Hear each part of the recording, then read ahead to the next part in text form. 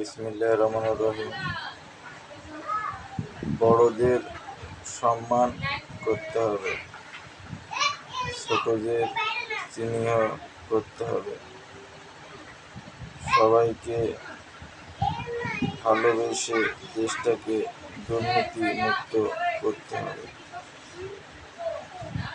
বাংলাদেশকে সুন্দরভাবে করতে হলে সবাইকে সমানভাবে পরস্পর আগে আসতে হবে।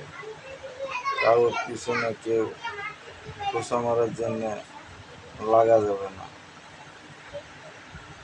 কথার মারপ্যাচ দিয়ে কাউকে দোষী সাব্যস্ত করাই ঘরোয়া বিপদে জড়ানো যাবে না। একজন আরেকজনকে সম্মান করবে, ছোটদের স্নেহ করবে এবং সুন্দর বাংলাদেশ গড়তে হবে, যে বাংলাদেশে দুর্নীতি থাকবে না, যে বাংলাদেশে